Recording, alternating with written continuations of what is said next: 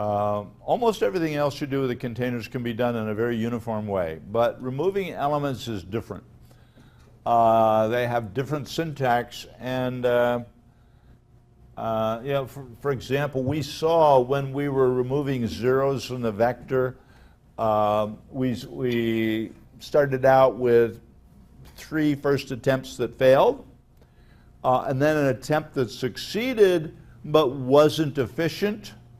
It made what obviously should be a linear time operation, made it quadratic.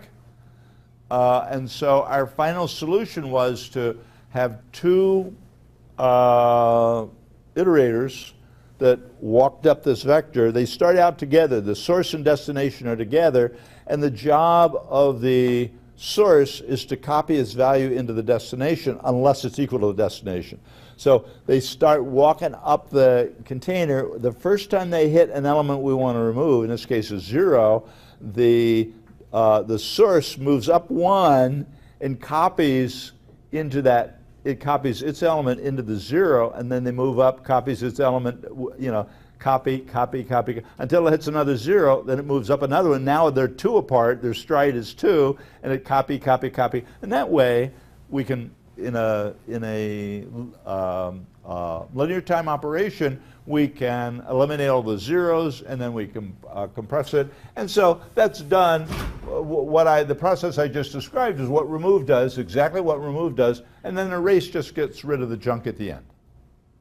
So this is a standard idiom for erasing things from vectors and decks, for removing elements from vectors and decks. To remove all the values t from a list, use L.remove t. This is a member function of the list, and it removes all those elements. And if we applied remove to the associative containers, the set and map and unordered set and unordered map, it corrupts them. And so what we need to do is use erase. So we use erase on the associative containers. We use remove on all of the node-based sequential containers, list and single list, for example. And we use race of a remove for the contiguous containers. So it's unfortunate that the operations are invoked and, you know, all doing the same thing, all removing one value of element wherever it occurs in a container, but done entirely differently. This next page just describes a whole bunch of, you know, here's the algorithm to use if you want to do this. Does the desired value exist? Find or binary search or counter find, you know, depending on the container type. And, you know, does the desired value exist? If so, where is the first object with that value? You know, so for example, in a multi-set or multi-map, we can use lower bound. We typically use lower bound, and so on. You know, a bunch of things that might not be obvious how you go about it. Typical operations you might want to do on a container with the elements. So these 2 pages, this one and the preceding one, for a long time I had them pasted up on my wall. Okay, so I'm pretty much used to them by now. But a couple of notes about functors. So the STL algorithms are almost universally designed to take a beginning iterator, an ending iterator, and a function object that operates on each element. So it's a template object that is instantiated on the type that the container holds. And so as you iterate through the container, that operation is applied to each one.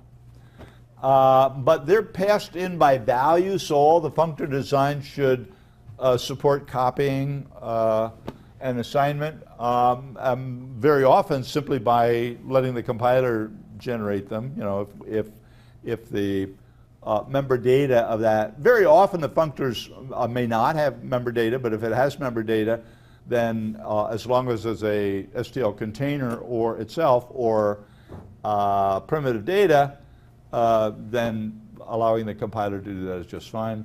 Predicate functors should be pure functions. They always return a Boolean result as a function of their arguments only, not their internal state. Internal state plays no role in determining the return value. This is the way they should be designed, and some of the algorithms don't work right if you don't. There's a nice description in Strauss-Strip about that, and I thought I had a citation here.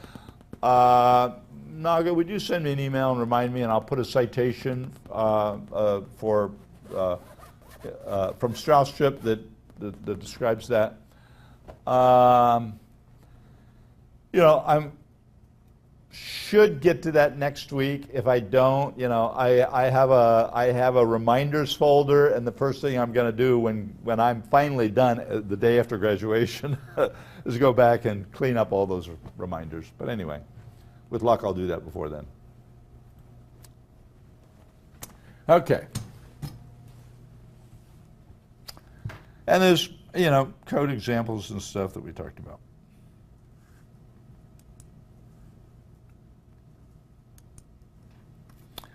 I want to say just a few words about standard shared pointer and standard shared pointer and standard unique pointer. So these are new with C++ 11. C++ standard library has had an auto pointer, a smart pointer, auto pointer for a long time. And the whole purpose of auto pointer was to hold on to an allocation, and if an exception was thrown, delete it. Anytime that pointer went out of scope, delete it. But the way auto pointer was designed, it couldn't be used in containers. So you could not have a container of smart pointers that automatically did its own memory consumption. Basically, the auto pointer couldn't be copied. The model was that the auto pointer is unique. There should be only one, and so we're not going to allow copying, and so couldn't put them in a container. Now, with the move operation, the standard unique pointer now can't be copied, but it can be moved, meaning you're transferring ownership. And so what happens is you can build a vector of unique pointers because they're moved in, you know, you create them and they're moved into the vector. And that works just fine. Shared pointers solve a really vexing problem. So if you use native pointers to point to something, somebody, a maintenance programmer, or you in 3 weeks, see a pointer in your code and you say, okay, I'm done with that. Do I delete it or not? What that means is, does it point to the stack or to something on the heap? And if it points to something on the heap, does anybody else point to it? And there's no way to tell that from local, you know, looking at that local spot in the code. You got to go everywhere, look all through your entire code to see what you need to do, to understand what you need to do. Shared pointers totally fix that problem, because a shared pointer, you know, it points to something on the heap. It's designed to do that. It doesn't point to stuff on that stack.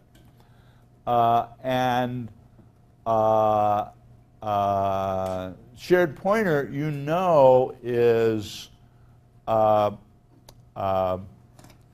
may be other references, but if you let it go out of scope or call delete on it, all that does is decrement the reference count, and it isn't until the reference count goes to 0 that the object is destroyed. So the problem is totally solved. And the same with the unique pointer. Now there's only one, they're not reference counted, but you know there's only one, and it points to something on the heap, and so whenever you're done with it, you can call delete on or let it go to scope, piece of cake. And in either case, it's perfectly okay to call delete if the object is deleted, because the internal pointer is set to null pointer, and the language guarantees if you call delete on a null pointer, nothing bad happens. So standard shared pointer and standard unique pointer are things you need to know and love. I I don't think I've used unique pointer much in the examples and the demos I've given you, but I've used shared pointer in the XML document all over the place, okay, for that very reason, that I wanted to allow the user to create nodes if they wanted to, you know, on the stack, and then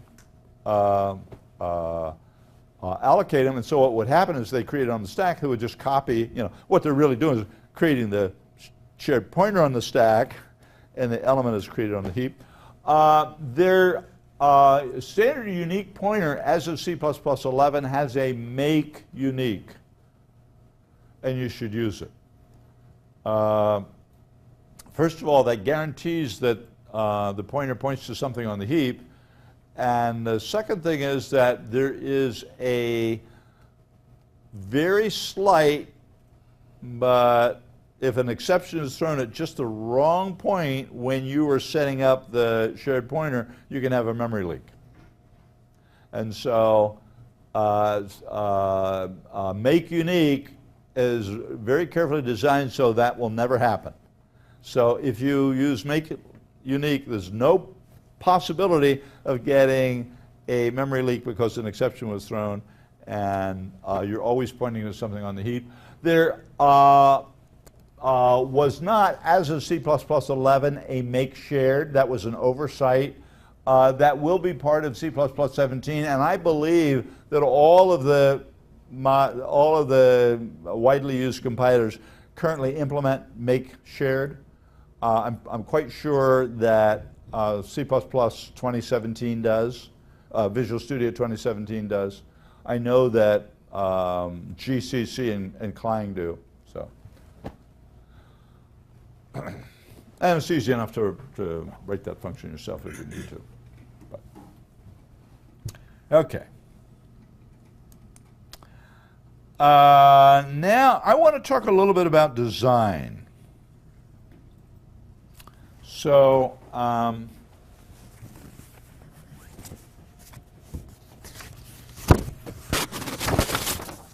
want to talk about a design kind of in the context of Project 4. So suppose that we're dropped into, I kind of want to do this along with you. You can see there's a design node here. This is workflow. There's a design node there. I just did that with a class at 8 o'clock. So we're going to do the same thing with you right now. So design. So I like to think of this. Let me do this as the context of design.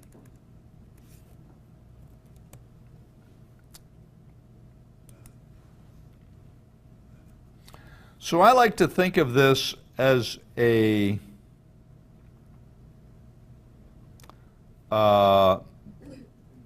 statement of goals,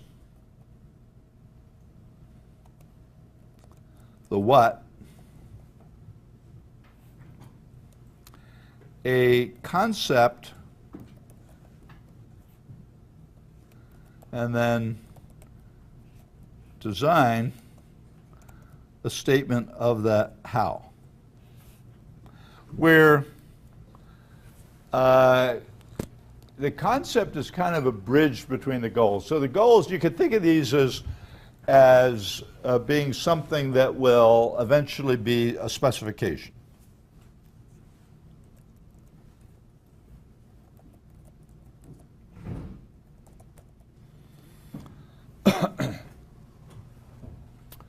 A specification, a description of what we're going to build, and design focuses on how we're going to build it, and the concept is a bridge between the two. Concept takes us from the what to the how. By focusing on the main ideas, what the users need from the system, and what its principal parts are. So concept is a bridge. So now, So let's start itemizing design. So what are, so now we want to do a design. Think in terms of something like Project 4. Now let's assume that we're dropped into Project 4 without having already done Projects 1, 2, and 3. Okay, so just, we're going to build a repository. We haven't been exposed to all that yet. So how are we going to begin? What do we do first?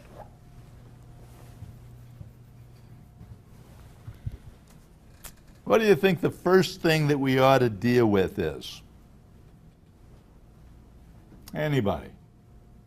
Yes? The first thing would be, what do we want our repository to look like? What's the aim of the repository? So I don't disagree, but I would think maybe we've kind of taken care of that here. At very high level, very, very high level, okay? So now we want to flesh out those details. What's the first thing we want to do?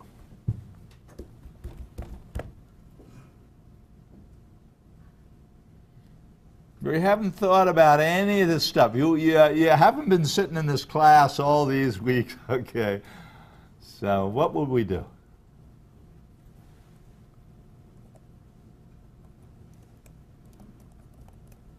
I would say, what are the roles of the user?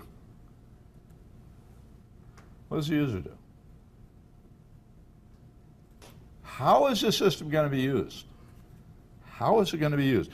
And so that probably means that we are doing scenarios or stories.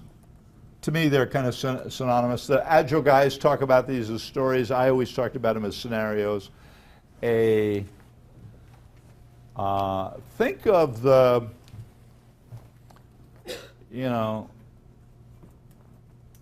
kinds of, it's sort of like, it's close to the tasks that have to be carried out. It's a thing just above the tasks. So what is the user going to do? The user wants to check in a component. The user wants to view what's in the repository. The user wants to check out a component or check out a component as all its dependencies. And there's probably other things that relate to that I might get back to in a couple of minutes. So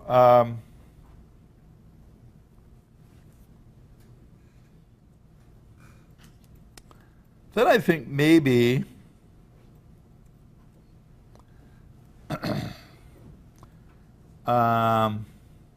asking, what's the data? Now for the repository, it's files and metadata, and maybe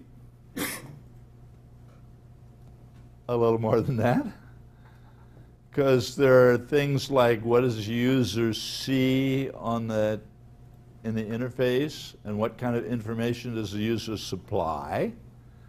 A bunch of questions that are starting to shape how we're thinking about it in a very general way. Think of there's some designs in which the data is almost the whole issue. Almost the entire issue. Think of the duplicates finder that I was talking about. We talked about finding duplicates as an example of using the STL to plug together a fairly complex data structure with, really easily. Once we describe that data layout, we're going to have a path set, we're going to have a file set, we're going to have iterators between them. Design's almost done. There's almost nothing to do. I mean, there's stuff to do, but it's so obvious what has to be done, piece of cake. So a lot of times the next thing we want to ask is, what's the data? After you've asked that question, now what?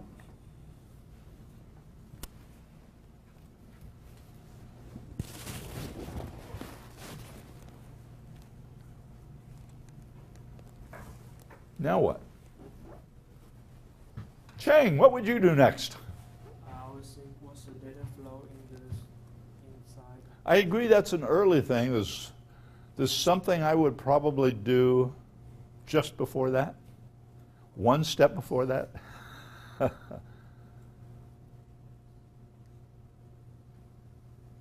Anybody? Naga? Data, so what's the data is not the same thing as the data flow. What's the data just says, what are the, what does it look like? What are the pieces? What do I have to manage? Not how I'm going to manage it yet, just that's how about, what are the tasks?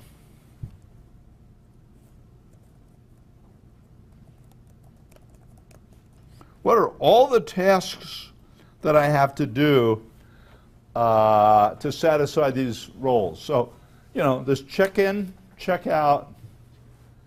But remember that my solution to I asked a question on one of the midterms about describe all the tasks associated with check-in.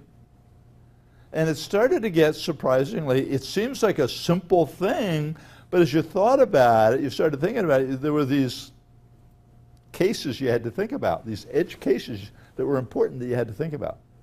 And so all of a sudden, a lot of detail is starting to shape up. And you haven't touched the keyboard yet. Haven't pounded out any code at all, but we're beginning to think critically about what this has to be. What are the tasks? Like check in, yada, yada, yada. Now, Cheng's data flow, what are the flows? So, and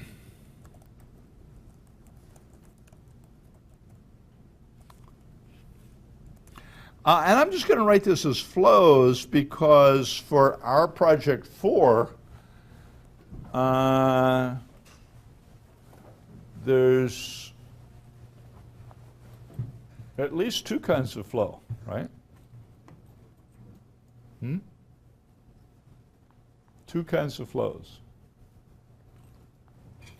What would that be? Communication between the user and the Yeah, so it's both data. So what's the data? The data is files and metadata about the files, but also messages. Messages are a major part of that flow. It's the messages that make the flow work. Until we know what the message is, so we sit down, like sending a file. There's several messages that are going to flow. Or just, when the user interface starts up, what does he do? The first thing he does is show me at the storage, show me your subdirectories and show me your files, okay? Before you ever did anything, just to give the user a view of what was in the repository. Again, it could be a provider model. You might be saying, show me your projects and the files in each project, or show me your categories, or whatever, but whatever you want to do. So what are the flows? And that's for data and messages.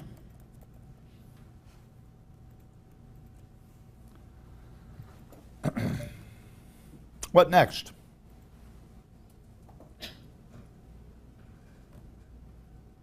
Wait, hang. What next? No idea. No idea. Jessica. Division of responsibility for the packages. Yeah. So I would just say, what are the parts?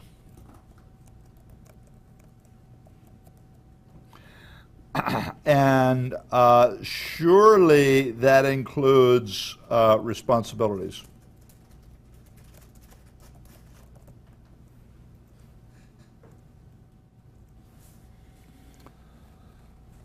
Now what? So we know what the parts are.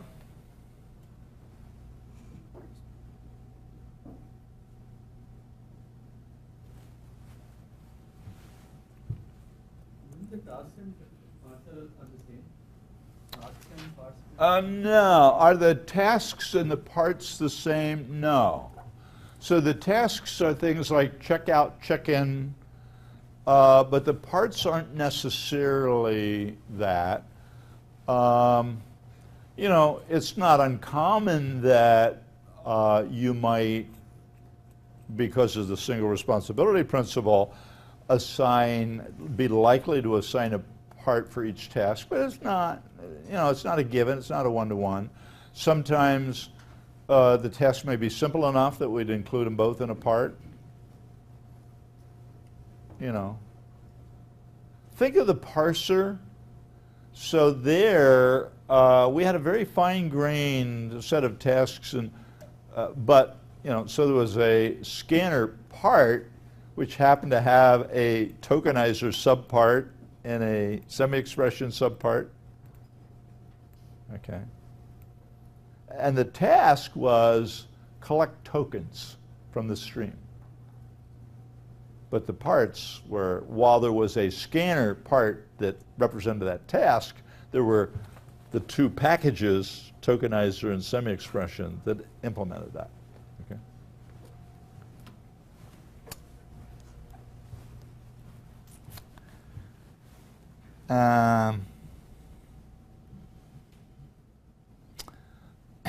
So, what's next?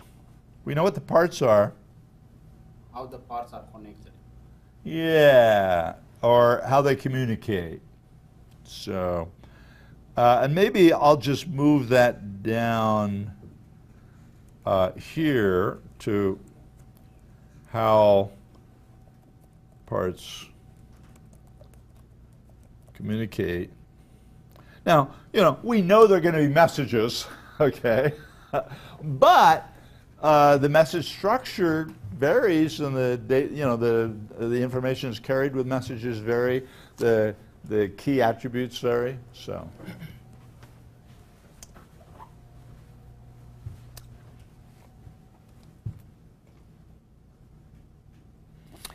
And I'm gonna take this communicate and move it back out, because notice how nice workflowy is. It lets me move stuff around, and so because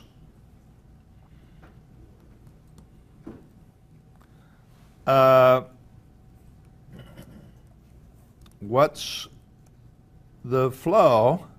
So I'm asking this question again.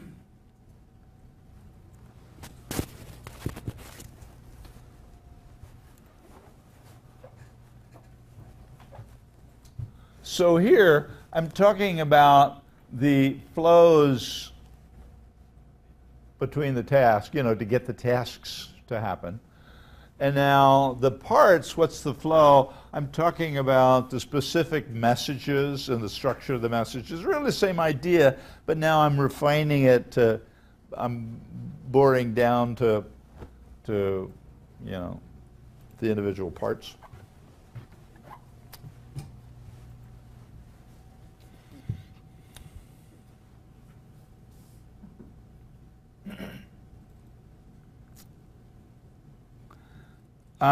Anything else you can think of?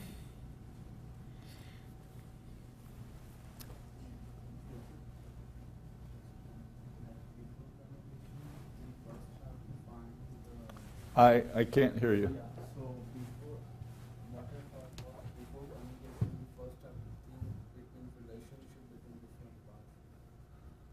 The relationship between parts? Yeah, but that was really, you know, how the parts communicate is really the relationship between the parts to me.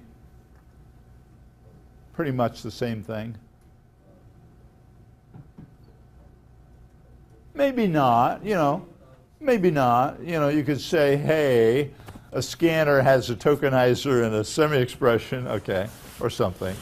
You know, it has that substructure. But I think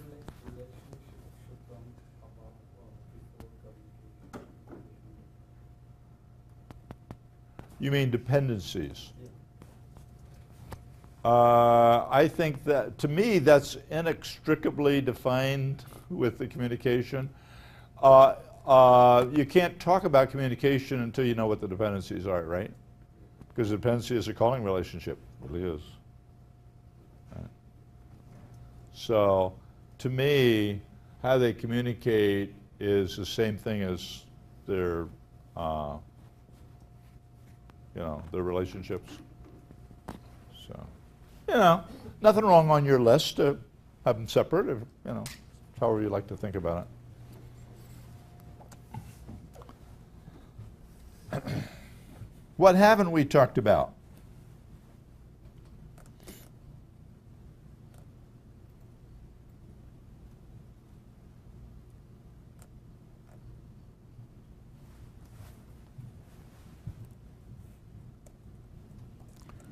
Who or what controls the system?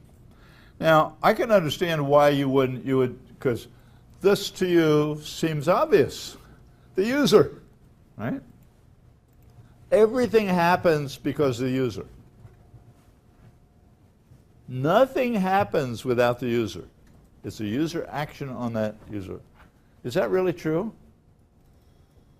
It is the way we've talked about it so far, but maybe not. So maybe you have an agent in the repository that is scheduled every midnight. It goes and looks for unclosed check-ins and sends a nasty message to the author. You got an unclosed check-in. Get on the stick. Or you have an agent that's sweeping on a schedule once a week, sweeps through and does code metrics or code quality checks on stuff in the repository.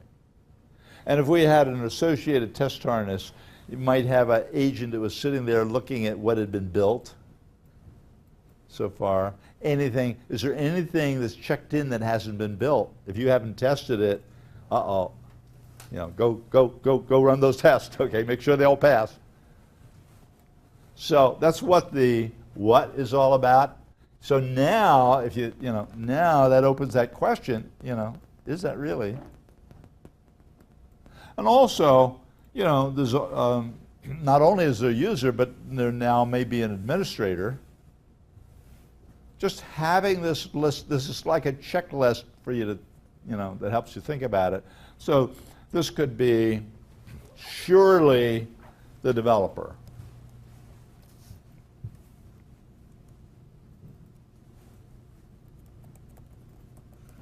Surely an administrator.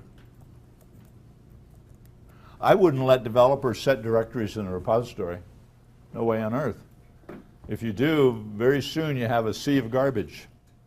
You got 15 developers, almost all of them have different ideas about how stuff ought to be organized, and they all go on and create directories to organize it the way they want. And so I don't like the way Jessica organized it, so I set up directories and I go copy all her stuff out of her directories into the ones I want, and she doesn't like the way I did it, so she comes and copies half of it back into, so only an administrator, but also agents.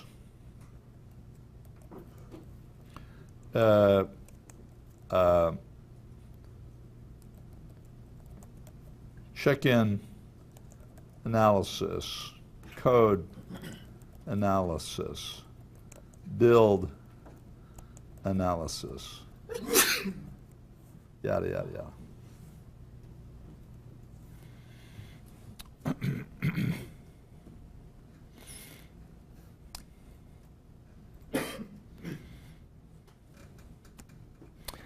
And for the user, we've really answered this question, but there's, what causes control actions.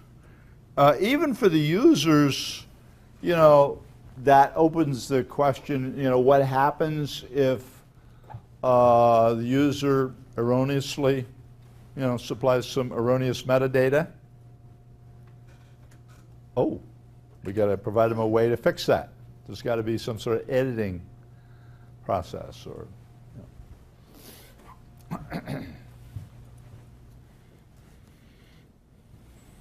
finally,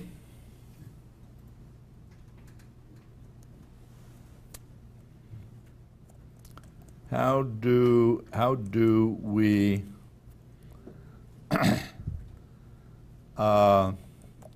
know about results and errors?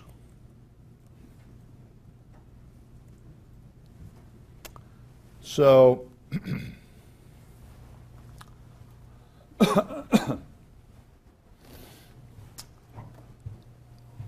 file didn't go up. We sent a file transfer message and file didn't go up. Network was down.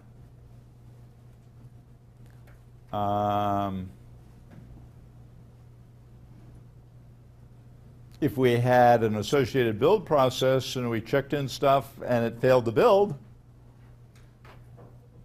what do we want to do about it? So, helps us think about. So what we have here, this checklist, we could probably go on a little bit. I'm going to stop here. We could probably go on a little bit, but we can think quite critically about this design without ever touching the keyboard yet. So, and if you don't do this, you know what's going to happen. Sooner or later, it's going to dawn on you, oh. And by then, you may have committed to a whole bunch of code that now has to change because you did that. That's not to say that you won't still have some of those moments when you say and have to go change some code. I mean, you will.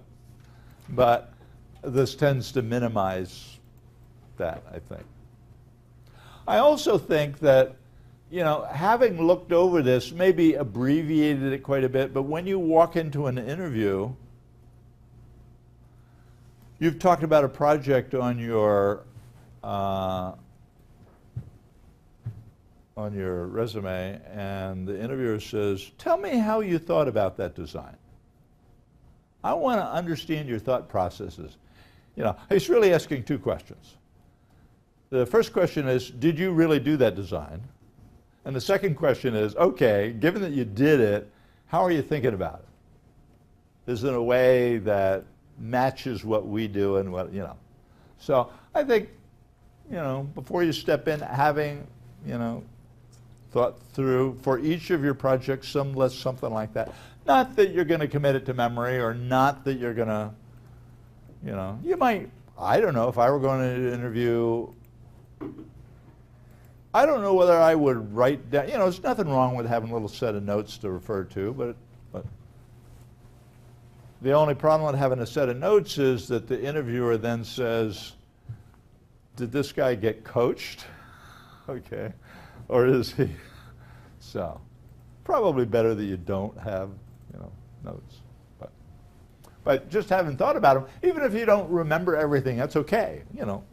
As long as you you have a list of things to ask. So anyway, I'll probably cut and paste. So the nice thing about Workflowy is I can click on that, and then here I have all the stuff we talked about on one page, and I can print it out, and what I'll probably do is just go with Clipper. You can Clipper and now make a little Word document. I'll do that and I'll post it. So in case you're interested, but. Okay. Also, again, I think you see how nice Workflowy is to help you think through things like this. I use it all the time.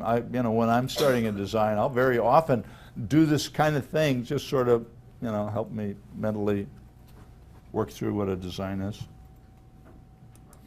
Okay. I want to look at one other part of design.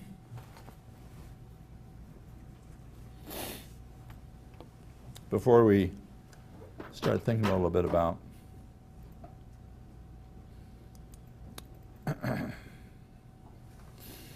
I have a bunch of design presentations, and I typically don't go through all of them, sometimes hardly any of them, but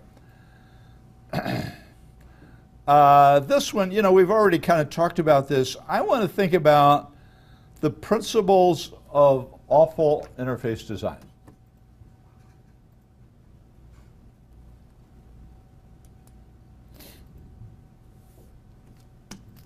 Okay. Principles of awful interface design. Design. Wait for user input without prompting. Principle.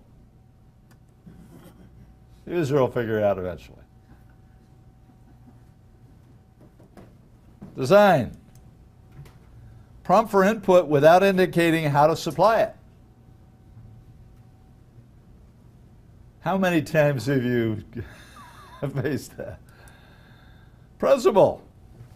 Everybody needs a little frustration. By the way, I compiled this list after a grading session.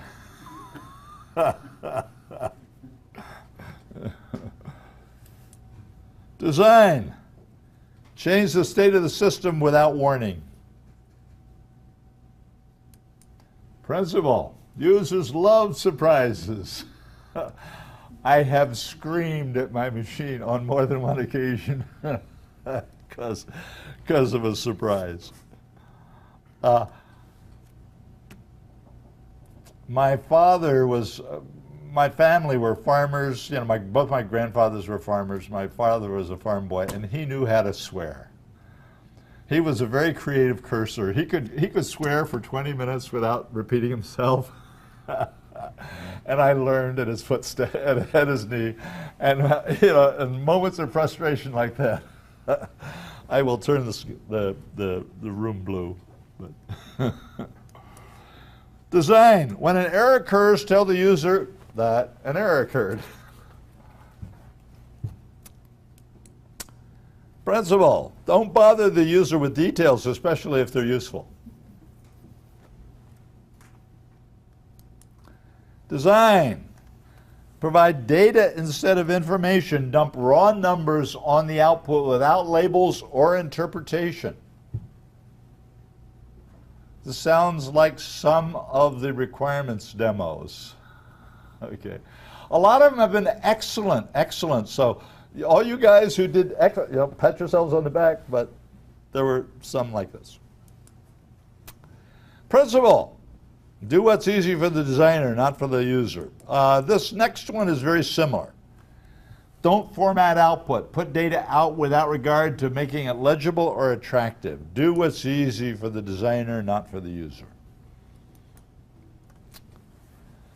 Make the user's sequence of inputs and corresponding outputs as unorganized and chaotic as possible. This reminds me of most first-time GUI designs. Before people learned about tab display, up comes this GUI with 15 witchy little windows all over the place with obscure labels. And what do I do here? What's supposed to, what does this mean? A, it's ugly.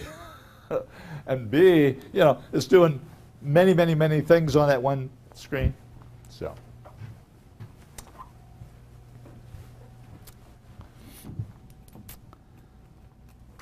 So users love puzzles, right? Sure they do. Design. Don't give the user any control over how the program's computation proceeds, especially don't provide any means of correcting input or stopping the processing of garbage. Your design is perfect. Why should the user have any control? That's a Microsoft idiom. We're perfect. You don't need control. Give the user choices, but make sure it's not clear what happens when a selection is made. Does this allow me to edit this, or will it delete the whole thing? Okay. I know how it works. Why can't the user figure it out? So, you know, that's my list. But I think it's a pretty good list. Worth looking at. You know, all the people that don't need to look at it will look at it. All the people who desperately need to look at it won't look at it. That's the way it works, but okay. So I'm going to stop here. I want to talk now, I want to get us started, start to get us ready for template metaprogramming. And to do that, I'm going to talk about variadic templates. And I'll start with variadic function templates.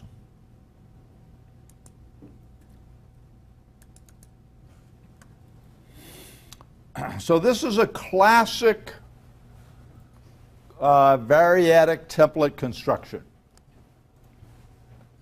So this is called a parameter pack. It stands for a sequence of type arguments. And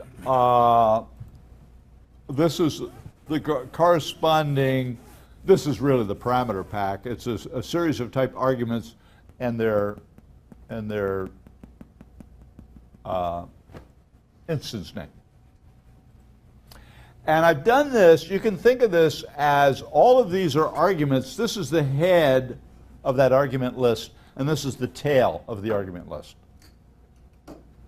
Head and tail are very, very common parts of template metaprogramming.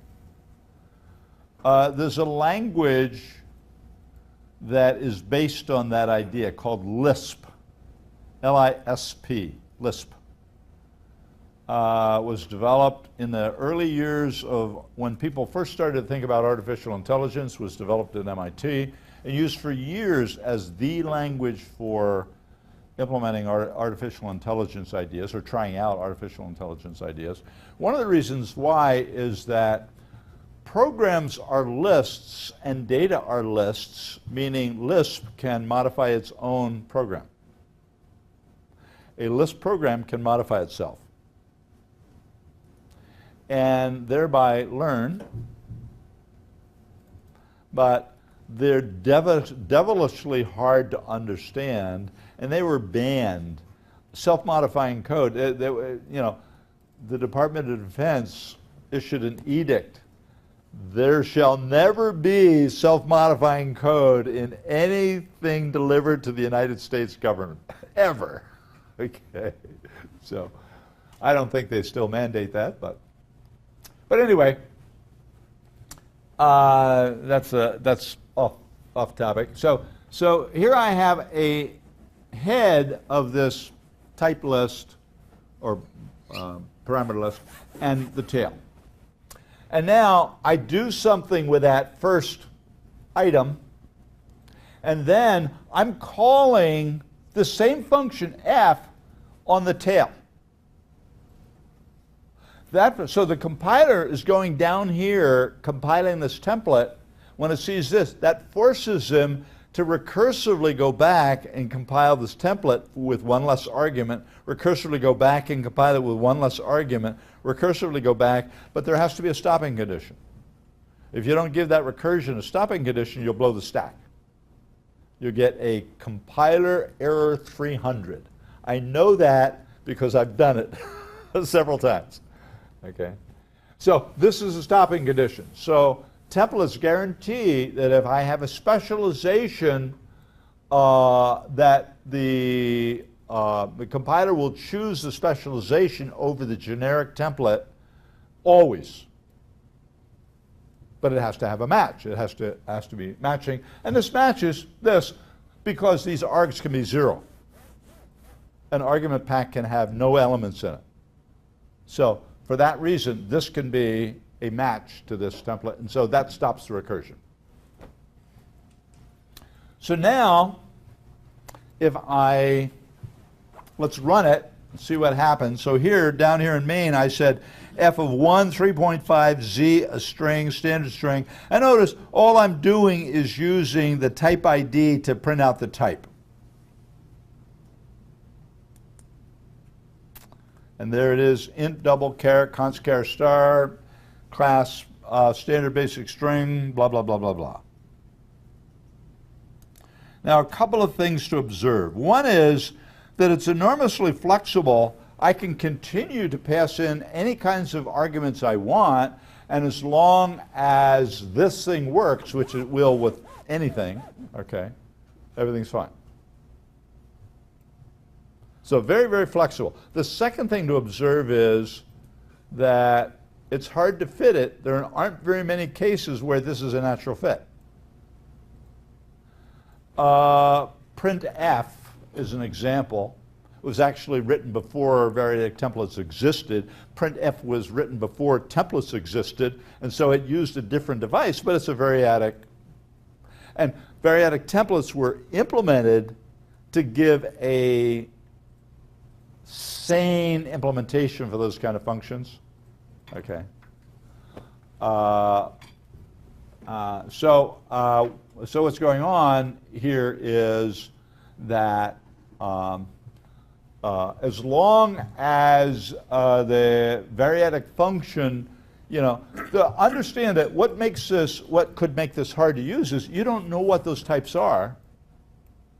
You don't have a name for them. How do you get, you know, I mean, this is always going to be the head end, so, you know, so it's always going to, what I'm operating on here is always going to be T, but does this thing apply to all those types? And suppose I want to do something for each different type. So there's lots of cases where this doesn't fit. But here's a case where it fits beautifully. Suppose that I want to build a table of things and I want to nicely format them. I've shown you last week how to use a set width, and so you know I want ints in this column and doubles in this column and strings in this column and ints over here, and I can just have a width for each appropriate type, okay? And now I can just set my width. And there are ways to ask, what type are you? Are you a character? Are you a string? Are you a, you know, there are template metaprogramming ways to do that. And so if I do that, now I have a really nice formatter. And if I want to add another column, I just add another column. I don't write any more code. I just add another column and call my, you know, format, format, format, format. Format line, format line, format line. And if I want to reorder stuff, I just change the order of the arguments down here, you know, down in main, I just change the order of arguments, and I'll format, you know, very, very nice. So if you have that kind of a problem, perfect fit.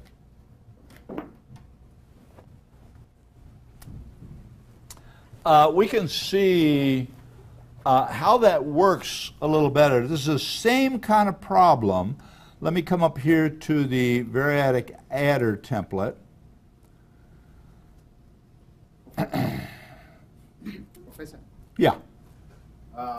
What if, for example, for the same template, let's say I say template type name T, comma type name D, and I say void F, T of T, comma D of something D, would that implement the same function? Because now it has a template of 2 variables.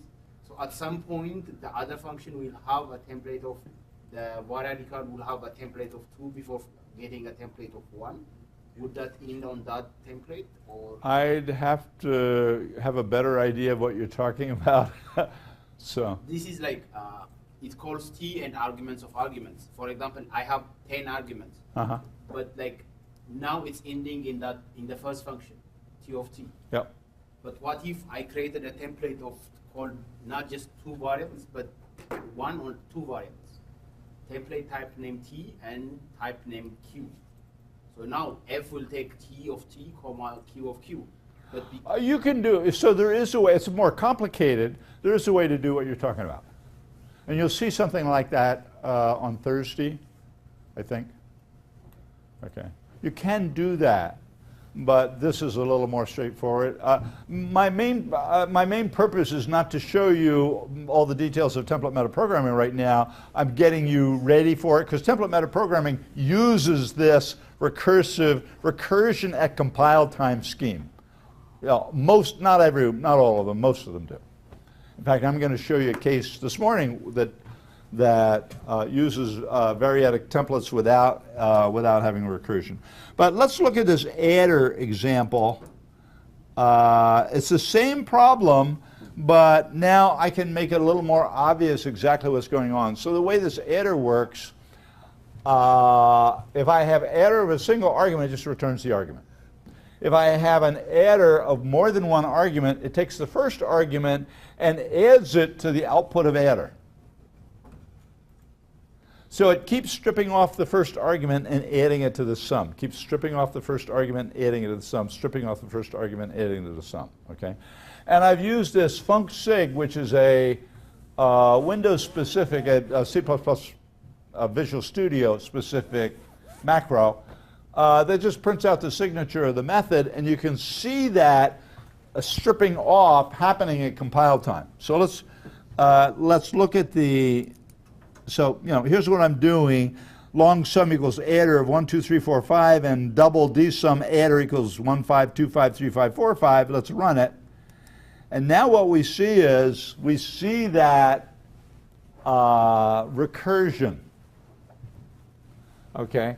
I started out with 5 arguments, and then I stripped off the first one and returned it, went down to 4 arguments, stripped off the next one, 3 arguments, 2 arguments, 1 argument, then I'm done. Then I can print out the sum. Okay. Now, this recursion happened at compile time. Every one of those adders was defined and hooked together, but we couldn't see that result. At runtime, we see the effect because what's happening is each one of those functions has this signature, okay? But each one of these functions were created by the compiler. There were literally 5 functions that were created by the compiler as it compiled that one template. Okay, each of those overloads was created, okay, and now we invoke them at runtime. And the same thing for the double.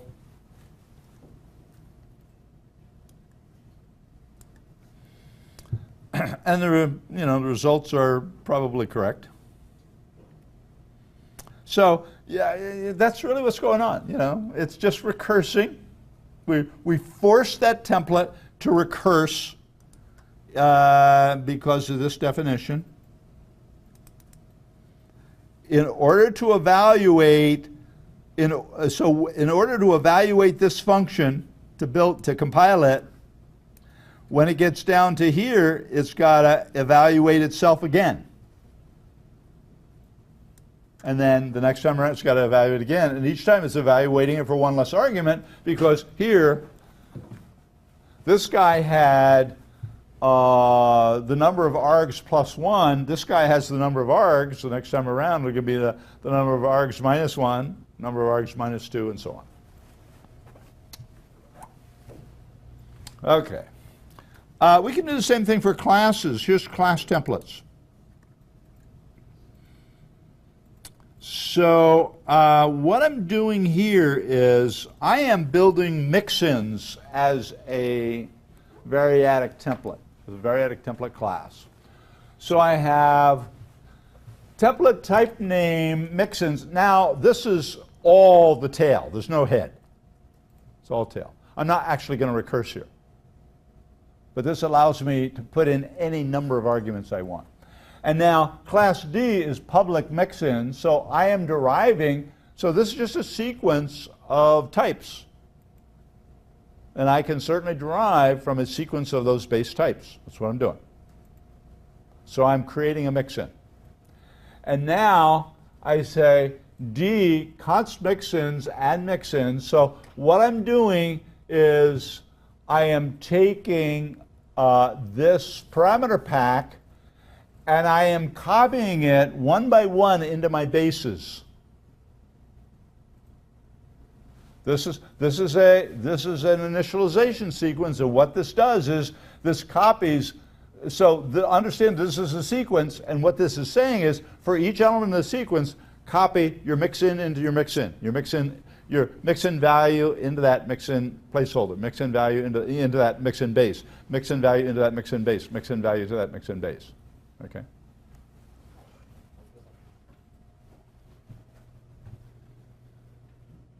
And now I have a save function. I want you to ignore this for a minute.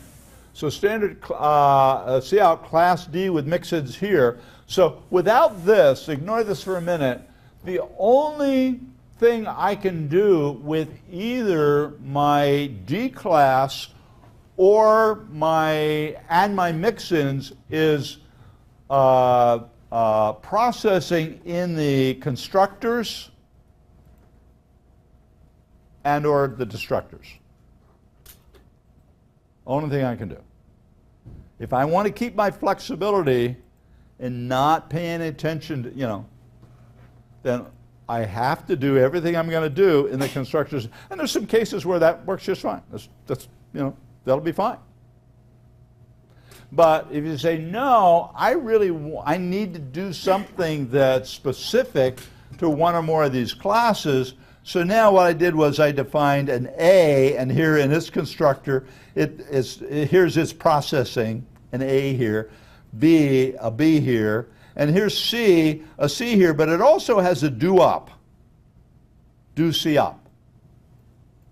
And now, if I want to use that, I have to, for each one, so what's happening here is, what I'm doing is I'm saying, if I derive, this is me, if I derive from C, then, that means PC will be non-zero, then PC do up. So all this dynamic chaos does is take my address and store it in PC, but it's now typed as a C pointer. And so it's going to call that C function on me, my base. Okay. And now I'm going to say A of A, B of B, C of C. Now this shows that I can use an empty mix-in list. D of D, D dot say, D of A dot say, D of B and C, DBC, say, whoops. And so now,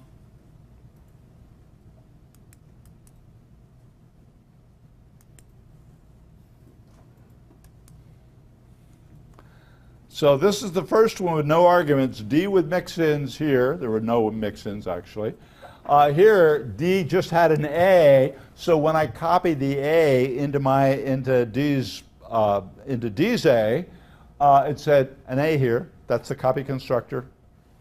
And then when I copied B and C into B and C of that base, so this is showing that if I have a mix-in sequence of element 2, that each one's going to be called individually and copied into its part, and that's what happened. So here I have a B here, a C here, class D with mix-ins here, and now I'm going to invoke C's operation with that dynamic cast. I'm doing C's operation. So you really don't want to use those dynamic casts. You really want this to be totally wide open and flexible and simple, but the issue here is that there isn't an obvious way to sequence through this parameter pack. How do I sequence through that parameter pack? Not an obvious way to do it. Turns out there is a way to do it.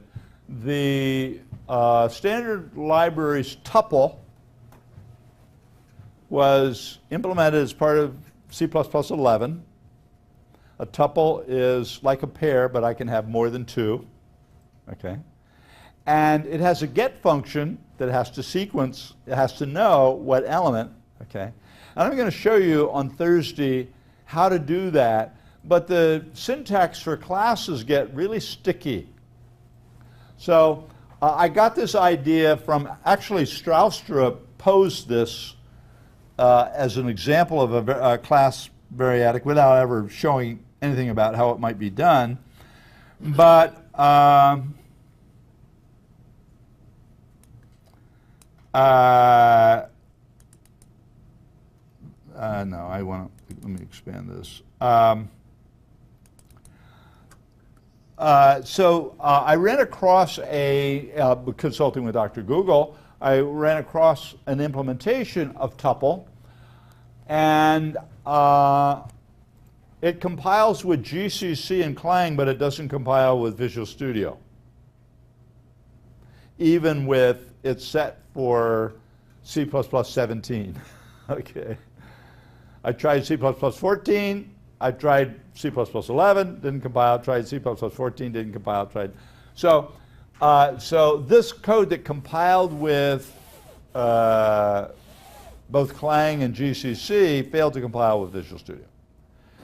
I don't think it's because Visual Studio is not standard compliant, but there are syntactic, the standard allows some freedom in how the syntax for templates and template specializations are stated, and this form wasn't supported by the Visual Studio compiler. Okay, and I worked on it a while, and I got tired of working on it, and I quit for the day. Okay, so if I have time, I'm going to take a look and see how Visual Studio's standard library has implemented tuple. That'll show me that template. The problem is that it wasn't implemented by Microsoft. It was implemented, all of Microsoft's standard template library was implemented by a company called Dinkomware in Australia. And they write virtually unreadable code.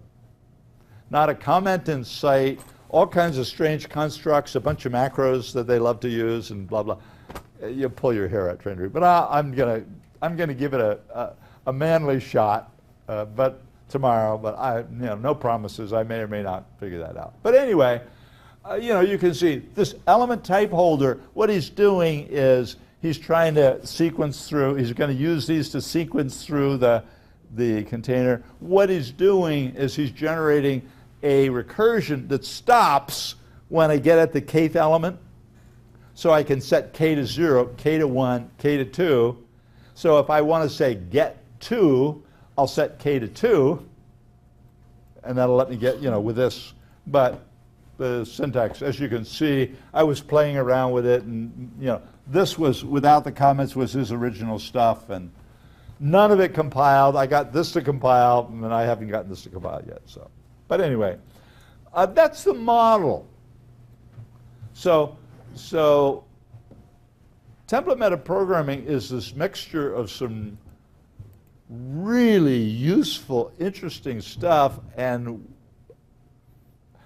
but constrained, It'll work great in this one situation, and I want to make it work for this other situation, and there probably is a way to do it, and you bend your head around it for a while before you figure out how to. So you'll see some of that on Thursday. We'll talk about, give you a better idea. I'm going to show you on Thursday that the compiler has implemented.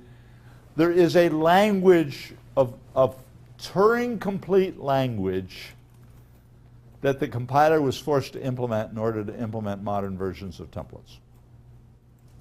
I'll show you that there are functions, there are loops, there are selections, there are switches, all that stuff in a weird way, but it's there. So,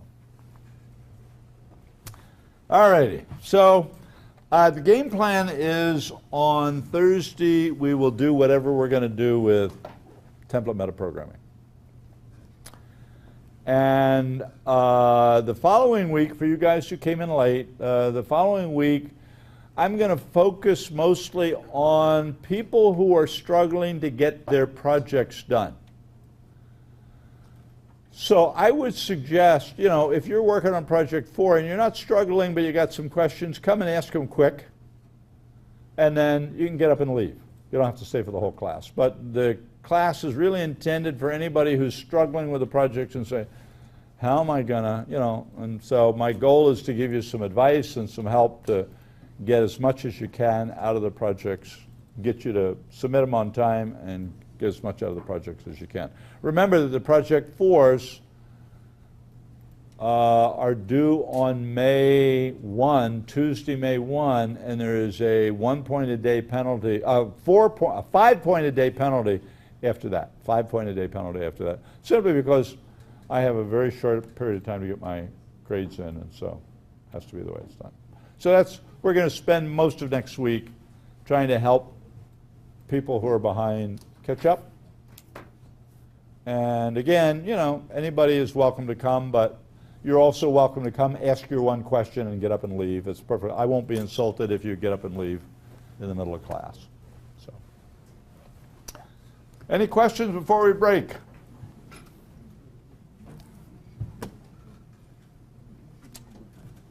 Onward to template metaprogramming. See you all on Thursday. Oh, there will be a help session this Friday. Begin with Project 4 questions for everybody, and we'll progressively get more towards support for those who are behind and needing to do midterm makeups and so on.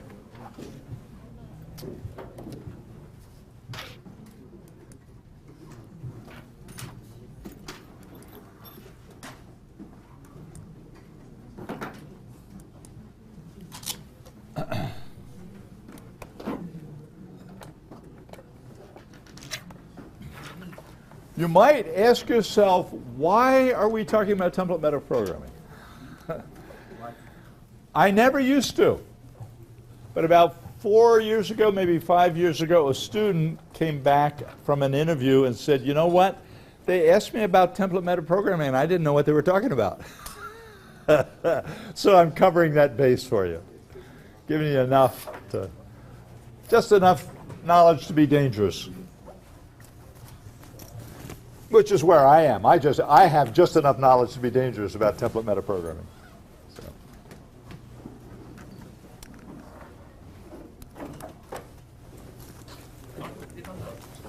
Yeah. I had a question. Like, if you delete a null pointer, there shouldn't be any problem. Correct. What happened was, like, I was implementing, like last time, a global, now it's not a global new and delete overloaded function. And on the global delete, when I say delete the first time, it works fine. Then when I second delete, it gives an exception. But even in the delete, the overloaded delete function, after like I free it, I make the pointer a null pointer, the void pointer that I'm receiving. Again, then it's throwing me up another error. The guarantee is for the supplied new and delete operator. I don't know. That sounds to me like a defect in their implementation of the overloadable operators. But It like, sounds like. if I say delete the first time, and in the delete function, if I make the pointer itself a null pointer, so the next time I call, Oh, it's got to be, no, I'm not saying. So you'll always, you should expect to have a, if you call delete on a pointer, if you've deleted a pointer and you delete it again without having set it to null pointer, then you can expect an exception. but what if I made it? But that's what you're supposed to do. If you make it a null pointer, and then you can delete it any number of times. So the issue is that I may have forgotten whether I deleted it or not. So when you delete it in the destructor, when it goes out of scope, if you set it to null, null pointer, then it should be fine. Whenever I try to make the pointer null outside on the main function. For example, I delete the new pointer. Then I make the pointer null, I delete using my overloaded function, it works fine. But if I make the null pointer, like whenever because I overloaded the delete function, inside the delete function. Yeah, because you have a copy of the pointer inside the delete function, you don't have the pointer. Did you pass it in by reference? Yeah, void star pointer. I'm taking the Oh, void pointer. star, you're taking the pointer. And in the No, but you have to do void star reference pointer. Because what you did was you made a copy of the pointer and you set a copy to 0, but the original pointer so out I there say was not 0. void star You reference. say void star reference pointer. So that says that when I change the pointer here, I'm going to change it out there. Try that. That's all you got to do. Thank you. That Android application we're developing for that AG models is good. Good. Yeah. Mostly we're targeting to complete next month. Oh, good. We are targeting to complete next month Oh, and super. thinking to go live in June or July. Good. Now, are they going to have follow-on? Or are they going to keep you going, or what? Or is Yeah, it the he end? said he has some other application he wants to look at also. Yeah, I understood that that's what they were planning on doing. You know, they always reserve it to say, if I didn't like this guy, I won't, you know, but you know, they're all surprised. Good. Yeah. Super dupe. Yeah. Be interesting when it goes live. I hope they take you out and, you know, let you see it in the field. Yeah. Ask them, I'm sure they will. Yeah, even they're ready to go live with today also. If we complete. Want to get the revenues generating from that app. Oh, fantastic. That's a good experience, you know. Yeah. It helps your confidence. Yeah, that's true. You know, you have a few of those and you come away with saying, you know, I may not be perfect, I may not do everything absolutely right every single time, but I can do this stuff. I can do a good job of this stuff. I can. That's a good place to be.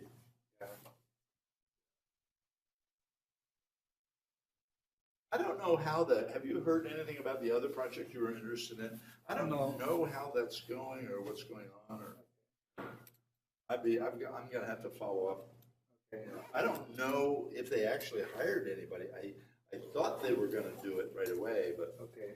I don't know. I haven't gotten feedback. You know, you came back to me right away, and I knew, but Okay. but the guys I don't know last time.